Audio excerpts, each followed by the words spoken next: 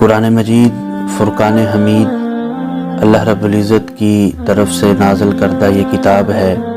یہ رمضان المبارک کے بابرکت مہینے میں نازل ہوئی ہے۔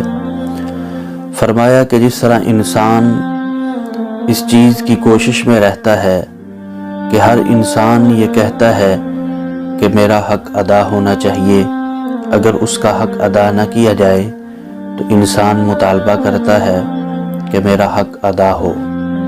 اسی طرح قرآن مجید کل قیامت کے دن اس کے پڑھنے والے کے حق میں یا تو سفارش کرے گا اور اس کو ترک کرنے والے کے حق میں گواہ بن کر کے آئے گا کہ یا باری تعالیٰ، اس بندے نے مجھے پسے پش ڈال دیا تھا، میری تلاوت نہیں کرتا تھا۔ تو قرآن پاک کے ہم پر 5 حقوق ہیں۔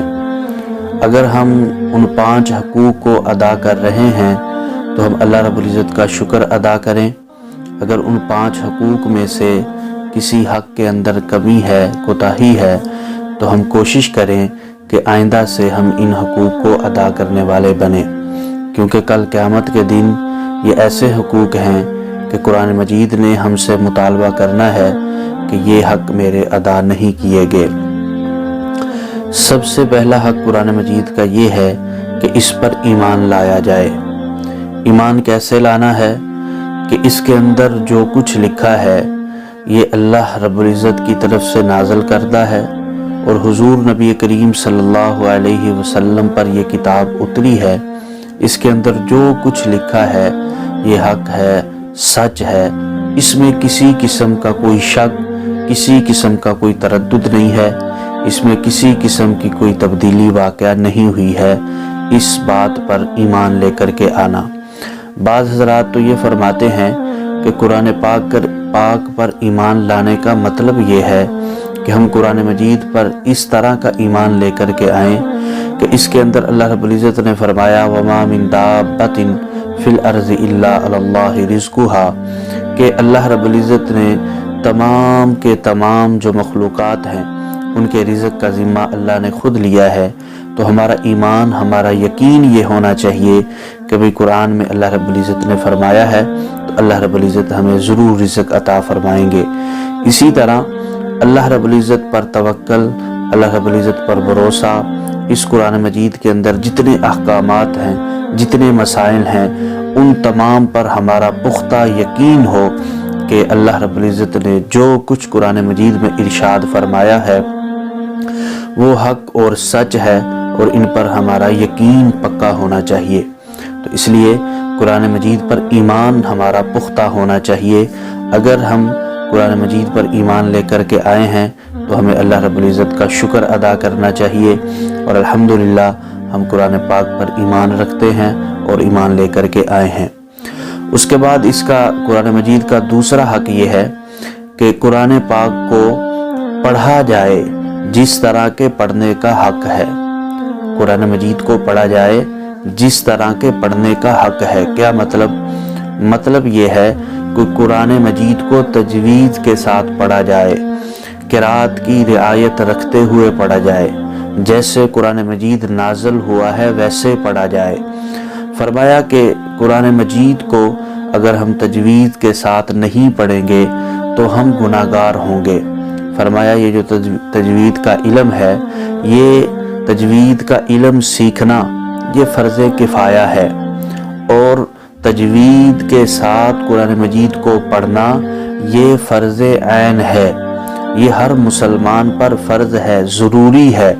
آج ہم بہت سارے احباب یہ کہتے ہیں کہ ہم نماز بھی پڑھتے ہیں، وضو بھی اچھے طریقے سے کرتے ہیں، لیکن ہماری دعائیں قبول نہیں ہوتی۔ ہماری دعائیں اس وجہ سے قبول نہیں ہوتی کہ ہم جب نماز کے اندر قرآن پاک پڑھتے ہیں، ہم قرآن مجید کو تجوید کے ساتھ نہیں پڑھ رہے ہوتے، بلکہ اللہ کو غضب کی دعوت دے رہے ہوتے ہیں۔ ایک تو یہ ہے کہ ہم قرآن مجید باساتی کہتے ہیں کہ قرآن مجید پڑھنا چاہیے، چاہے انگلی اوپر رکھ لی جائے، کچھ بھی نہیں آتا تو قرآن مجید ثواب ہی ثواب ہے، اس میں کوئی شک نہیں ہے۔ لیکن آپ دیکھیں، آپ کسی بڑے کے دربار میں جائیں اور جا کر کے اس کو عجیب الفاظ میں، عجیب انداز میں اس سے مطالبہ کریں کس چیز کا، تو آدمی آپ سے کہے گا کہ بھئی آپ کو تو مانگنے کا ڈھنگ نہیں آتا، آپ پہلے مانگنے کا طریقہ سیکھ کر کے آئیں، پھر آ کر کے مجھ سے بات کریں۔ تو دیکھیں، اب نماز کے اندر اتنے بڑے بادشاہ کے سامنے کھڑے ہوتے ہیں، احکم الحاکمین ذات کے سامنے کھڑے ہوتے ہیں، اور اس کے اندر اگر ہم قرآن مجید کو صحیح طریقے سے نہیں پڑھ رہے ہوں گے، تجوید کے ساتھ نہیں پڑھ رہے ہوں گے، تو یقیناً ہم گناہگار ہوں گے۔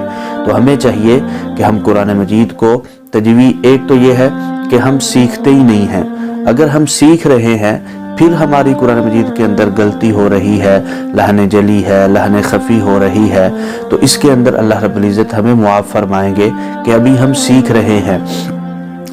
ایک یہ ہے کہ انسان کوشش ہی نہ کرے سرے سے اس کو سیکھنے کی، اور کہی جائے کہ بھئی کوئی بات نہیں، بس قرآن پڑھنا ثواب ہے، دیکھنا ثواب ہے، انگلی پھیرنا ثواب ہے، اس میں کوئی شک نہیں ہے۔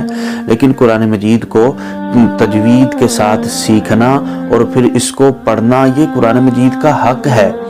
دیکھیں، ہم دنیا کا کوئی بھی کام ہم کرتے ہیں، زراعت کرتے ہیں، صنعت کرتے ہیں، تجارت کرتے ہیں، معیشت، اسی طرح بزنس کے اندر ہم ہر چیز کو پہلے سیکھتے ہیں، اس کے اصول اور ضوابط کو جانتے ہیں، پھر ہم اس شعبے کو اختیار کرتے ہیں۔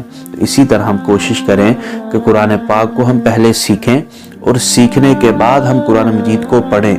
آج اللہ معاف کرے، ہم کہتے ہیں کہ قرآن پاک پڑھنے میں لذت محسوس نہیں ہوتی۔ لذت کب محسوس ہوگی؟ جب ہم قرآن پاک کو تجوید کی رعایت کرتے ہوئے پڑھیں گے، تجوید کے ساتھ قرآن مجید کو پڑھیں گے، جس طرح قرآن مجید نازل ہوا ہے ویسے ہم قرآن مجید پڑھیں گے، تو انشاءاللہ قرآن مجید پڑھنے میں بھی لطف آئے گا، اور ہمیں نمازوں کے اندر بھی لطف آئے گا، اور ہم جو کہتے ہیں کہ ہماری دعائیں قبول نہیں ہوتی، ہماری دعائیں بھی قبول ہوں گی۔ تو اس لیے ہم کوشش کریں کہ قرآن مجید کو تجوید کے ساتھ پڑھیں، کیونکہ یہ تجوید کے ساتھ ہی نازل ہوا ہے، اور آقا علیہ الصلوۃ والسلام نے اس کو تجوید کے ساتھ ہی پڑھا ہے۔ تو اس لیے دوسرا حق قرآن مجید کا یہ ہے کہ قرآن مجید کو پڑھا جائے جس طرح کے پڑھنے کا حق ہے۔ اس کے بعد قرآن مجید کو سیکھا جائے، یہ قرآن مجید کا تیسرا حق ہے کہ قرآن مجید کو سیکھا جائے، اس کو ترجمے کے ساتھ، کہ یہ اللہ کی طرف سے میسج ہے، یہ اللہ کی طرف سے پیغام ہے۔ دیکھیں، بادشاہ کی طرف سے کوئی خط آئے، کوئی میسج آئے، اور ہم لا کر کے اس کو الماری میں رکھ دیں اور اس کو بڑا عمدہ قسم کا ایک جو غلاف ہے وہ چڑھا دیں، عمدہ قسم کا غلاف اس کے اوپر چڑھا کر کے الماری کے اندر رکھ دیں، اور کچھ دنوں کے بعد بادشاہ پوچھے یا وزیر اعظم صاحب پوچھیں کہ بھئی آپ کو میں نے خط دیا تھا، میسج دیا تھا، کیا بنا اس کا، وہ اس کام کا کیا بنا؟ تو آگے سے ہم کہیں کہ وزیر اعظم صاحب، ہم نے تو اس خط کو عمدہ غلاف کے اندر رکھا ہوا ہے، خوبصورت الماری کے اندر اس کو سجایا ہوا ہے، ہم روزانہ اس کی صفائی اور ستھرائی کا خیال رکھتے ہیں۔ تو آپ خود بتلائیے کہ کیا ری ایکشن ہوگا؟ کہیں گے کہ بھئی اس کے اندر میں نے آپ کے لیے کچھ اصول و ضوابط لکھے تھے، آپ کے لیے کچھ کام لکھے تھے، تو اللہ کی طرف سے اللہ رب العزت نے اتنی بڑی کائنات بنائی ہے، اس کائنات کو چلانے کے لیے، اس کائنات کو نظام کو چلانے کے لیے، ہمارے گھروں کے نظام کو چلانے کے لیے، ہم جس شعبے کے اندر ہیں اس شعبے کے بارے میں اللہ رب العزت نے اس کے اندر اصول و ضوابط رکھے ہیں۔ اتنی بڑی جو کائنات بنائی ہے، جس خالق نے، اس خالق کی کیسے عبادت کرنی ہے، اس خالق کو کیسے راضی کرنا ہے، اس خالق کے آگے کیسے سجدہ ریز ہونا ہے، اس خالق کو کیسے ہم نے راضی کرنا ہے، اور جب ہم دنیا سے رخصت ہو کر کے اس خالق کی طرف منتقل ہوں گے تو وہاں پر ہماری زندگی کیسے پرسکون ہو سکتی ہے، یہ ساری چیزیں قرآن مجید میں لکھی ہوئی ہیں۔ تو ہم ترجمے کے ساتھ قرآن مجید کو سیکھیں، کسی عالم سے رہنمائی لیں، کسی عالم کے پاس بیٹھ کر کے قرآن مجید ترجمے کے ساتھ، تفسیر کے ساتھ ہم پڑھیں اور اس کو سیکھیں، پھر دیکھیں کہ قرآن میں نماز پڑھتے ہوئے ہمیں کتنا لطف آئے گا، نماز پڑھتے ہوئے ہمیں کتنا سکون آئے گا۔ تو اس لیے یہ تیسرا حق تھا کہ قرآن مجید کو ترجمے کے ساتھ سیکھا جائے۔ اس کے بعد چوتھا حق اس کا یہ ہے کہ قرآن مجید کو اس کے اوپر عمل کیا جائے۔ ہم ایمان بھی لے آئے، ہم نے پڑھ بھی لیا، ہم نے سیکھ بھی لیا اس کے ترجمے کے ساتھ، ہمیں مسئلے مسائل اور چیزوں کا پتہ چل گیا۔ اب ہم نے قرآن مجید پر عمل کرنا ہے۔ عمل کس طریقے سے کرنا ہے؟ جیسے صحابہ کرام رضوان اللہ تعالی علیہم اجمعین نے کیا۔ حضرت ابو ذر غفاری رضی اللہ تعالیٰ عنہ، ان کا ایک واقعہ ہے کہ حضرت عمر رضی اللہ تعالیٰ عنہ کے دور خلافت میں حضرت ابو ذر غفاری رضی اللہ تعالیٰ عنہ کو جنگل کے اندر بھیج دیا گیا۔ اب نزا کا عالم ہے، بیوی اہلیہ پریشان ہے کہ ابو ذر غفاری رضی اللہ تعالیٰ عنہ کی وفات کا وقت قریب ہے، ان کو غسل کون دے گا، ان کو کفن کون دے گا، ان کے جنازے کا کیسے انتظام ہوگا۔ اب حضرت ابو ذر غفاری رضی اللہ تعالیٰ عنہ کا ایمان دیکھیے کہ حضرت ابو ذر غفاری رضی اللہ تعالیٰ عنہ فرماتے ہیں اپنی اہلیہ سے کہ پریشان ہونے کی ضرورت نہیں ہے، کہ آقا علیہ الصلوۃ والسلام کی مجلس میں ہم بیٹھے ہوئے تھے، 2 صحابی تھے، ایک میں تھا، ایک اور صحابی تھے۔ آپ صلی اللہ علیہ وسلم نے ارشاد فرمایا کہ ایک کی وفات شہر کے اندر ہوگی اور ایک کی وفات جنگل کے اندر ہوگی۔ جس کی وفات جنگل کے اندر ہوگی اس کا کفن کا دفن کا انتظام ایک قافلہ آئے گا، وہ کرے گا۔ تو حضرت ابو ذر غفاری رضی اللہ تعالیٰ عنہ نے فرمایا اپنی اہلیہ سے کہ آپ اونٹ کو ذبح کیجئے، کھانا تیار کیجئے، قافلہ آئے گا، میرے کفن دفن جنازے کا انتظام ہوگا، ان کے لیے کھانے کا انتظام کیجئے۔ تو ایسے ہی ہوا، آپ کی وفات ہو گئی۔ اہلیہ محترمہ نے دیکھا کہ ایک قافلہ آ رہا ہے، عبداللہ ابن مسعود یا عبداللہ ابن عباس غالباً رضی اللہ تعالیٰ عنہ آ کر کے انہوں نے کفن دفن جنازے کا انتظام کیا۔ جانے لگے تو اہلیہ نے کہا کہ کھانا کھا کر کے جائیے گا۔ تو فرمانے لگے کہ آپ کے گھر میں وہ فوتگی کا عالم ہے تو مناسب نہیں ہے۔ تو سارا واقعہ بیوی نے بیان کیا کہ حضرت ابو ذر غفاری رضی اللہ تعالیٰ عنہ کا یہ ایمان ہے کہ انہوں نے یہ پہلے سے ہی یہ سارا انتظام کروا دیا تھا۔ تو دیکھیے کہ ہم قرآن مجید پر اس طریقے سے عمل کریں کہ اس کے اندر ہمارا یہ ایمان یقین ہو کہ قرآن مجید کی ہر آیت، ہر حکم ہمارے لیے اس قدر اہم ہے کہ اللہ اور اللہ کے رسول صلی اللہ علیہ وسلم نے جو کچھ بتلایا ہے وہ حق ہے، وہ سچ ہے۔ ہمارا یہ پختہ یقین بن جائے، پختہ ایمان بن جائے کہ بھی اللہ نے جو کچھ بھی بتلایا ہے اس پر عمل کریں گے تو نجات ہے، اس پر عمل نہیں کریں گے تو ناکامی ہے۔ عمل کریں گے ہماری دنیا بھی بنے گی، آخرت بھی بنے گی۔ عمل نہیں کریں گے ہماری دنیا بھی خراب ہوگی، آخرت بھی خراب ہوگی۔ اس کے بعد قرآن پاک کا جو 5واں حق ہے وہ یہ ہے کہ اس کو عام کیا جائے، اس کو پھیلایا جائے۔ فرمایا بلغوا عنی ولو آیا، فرمایا کہ ایک آیت بھی آپ تک پہنچے اس کو آگے پہنچاؤ، دوسروں تک پہنچاؤ۔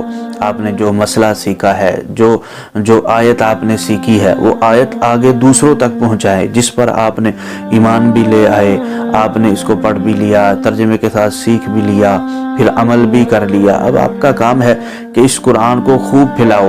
دیکھیں فرمایا خیرکم من تعلم القرآن وعلمہ، فرمایا تم میں سے سب سے بہترین شخص وہ ہے جو قرآن کو سیکھے اور دوسروں کو سکھائے۔ فرمایا بہتر نہیں فرمایا بلکہ بہترین شخص وہ ہے کہ جو قرآن کو سیکھے اور آگے دوسروں کو سکھائے۔ دیکھیں یہ ایک صدقہ جاریہ بھی ہے۔ آپ نے قرآن سیکھا، آگے کسی کو سکھا دیا، اس نے آگے کسی کو سکھایا، کرتے کرتے آپ قبر کے اندر ہوں گے، قیامت تک آپ کو ایصال ثواب پہنچتا رہے گا، قیامت تک آپ کے لیے یہ صدقہ جاریہ بن جائے گا۔ جتنے لوگ آگے قرآن پڑھیں گے، آگے لوگوں کو پڑھائیں گے، آگے اسی طرح یہ سلسلہ چلتا رہے گا، آپ کے نامہ اعمال میں نیکیوں کا اضافہ ہوتا رہے گا۔ تو اس لیے یہ قرآن مجید کے 5 حقوق تھے جو ہم پر لازم ہیں، اگر ہم نے ادا کر لیے یا کر رہے ہیں اللہ کا شکر ادا کریں۔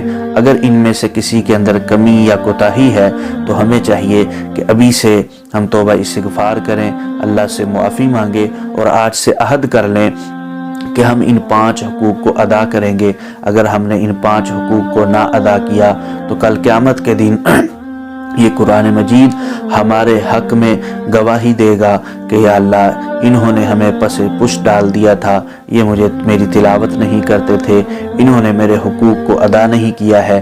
اگر ہم نے قرآن مجید کے حقوق کو ادا کیا تو کل قیامت کے دن یہ قرآن مجید ہمارے حق میں سفارش کرے گا، ہمارے لیے سفارشی بنے گا اور ہمیں جنت میں داخل کروائے گا۔ اللہ رب العزت سے دعا ہے کہ اللہ رب العزت ہمیں قرآن مجید کے یہ 5 حقوق ادا کرنے کی توفیق عطا فرمائے۔